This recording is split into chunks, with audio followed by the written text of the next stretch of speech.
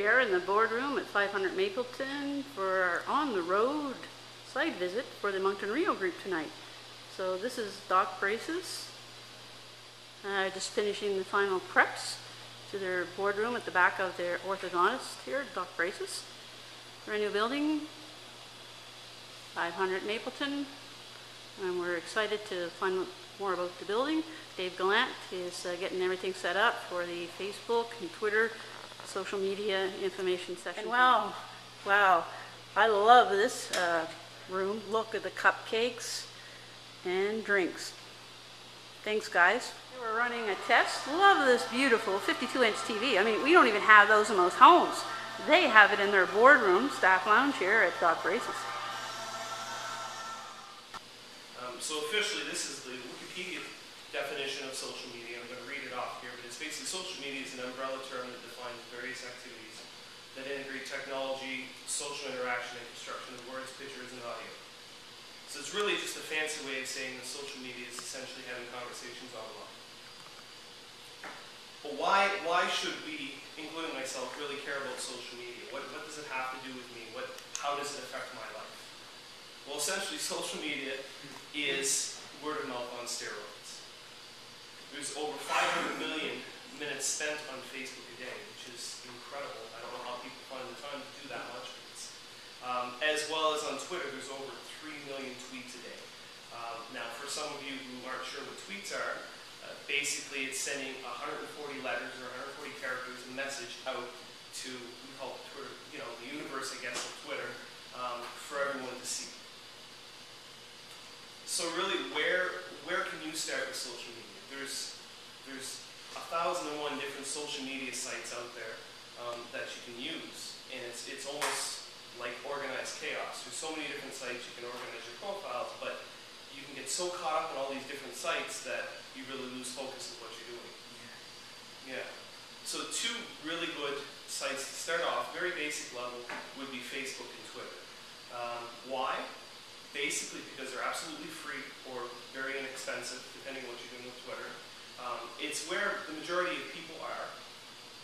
You're able to actually build contacts, build relationships, meet new people, network like we're doing here. You can essentially generate sales for whatever business that you're in or whatever your brand is. You have the ability to actually find other people who've done it already, or maybe have a proven track record so you can learn from them, as well as get advice from them. And it really helps you to build your business, your brand, and to have it across different platforms. So when people see you in face to face and they see what you're about, they also see that you're transparent. You're the same online as you are offline, because you don't want to be two different people in two different worlds. And it gives you the ability to connect with other people as well. Gary V, he's actually a wine connoisseur. He has a video blog that he runs. Some of you may have heard of him already, Gary Gallant. I find he describes Facebook and Twitter in a way that we can really understand it. And Facebook is essentially the private party. When you walk into a room and you're at a private party, you know this person, this might be a family member. You might meet a few new people. You get to connect, you get to meet people and chat and learn about different things about them. As well, it gives you the ability on Facebook to invite other people to maybe specific events that you have or that you want to have. So like for instance, tonight we had an invite that was sent out. Some of you may have seen it, some may not have, just about the event here. And then you have the ability to actually accept or decline, or say maybe I will be attending. As well, let's say for instance we want, for real estate investing, you want to find some other people who are knowledgeable on there. You can actually join a page or a Facebook group with people who have already done it and get relevant information from them and interact with them. And it gives you an ability to promote yourself, to advertise at a very low cost, and again, you can build your business and brand. Now with Twitter's a little bit of a different a different type of giant altogether. It's essentially the cocktail bar. So you walk into a room and you could have 50 people in the room all having conversations. And you can hear the 3-4 people behind you and the 3-4 people on the side and this person while you're having a conversation with the person in front of you. So it really gives you the ability to join into a conversation and interact with them when you might not know them at all at first, right?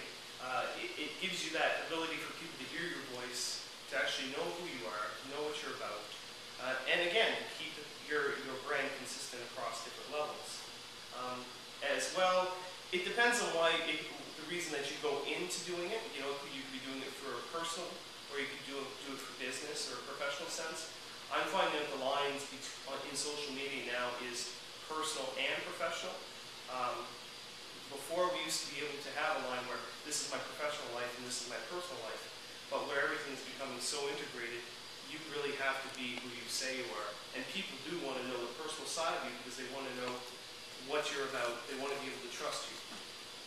As well, it gives you the ability to actually monitor or to find out if people are talking about you. You know, you can put in specific keywords and follow a list just based off, let's say, your name, or, you know, what people are saying about, let's say, you know, real estate or anything that you're interested in. You can actually follow and see what these people are saying and comment on it, interact, and meet new people in that area.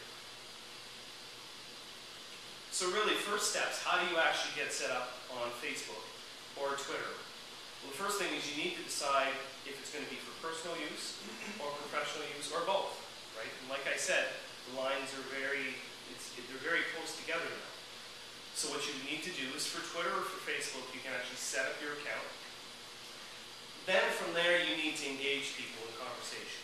Not just, you know, you don't want to automate everything. You want to actually get to talk to people because it's very much about having conversations online.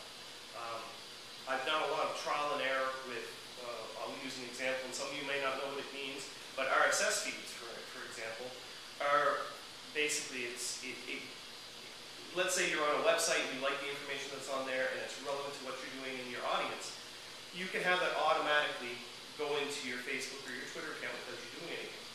Now it's good, but there's a flip side to that too.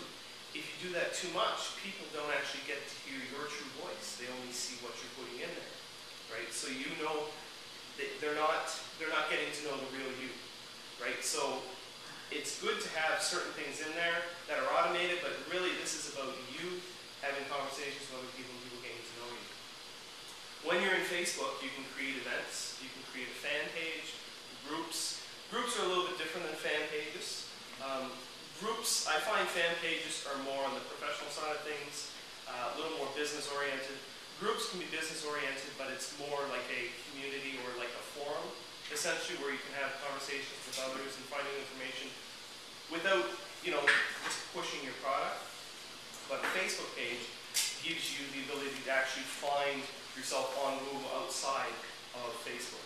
So you can actually find this Facebook page outside, not only just online. As well, you have the ability to join other pages or other groups. So I'm going to show you what that is in a few moments. There is one video I wanted to show you real quick here, just about the power of social media.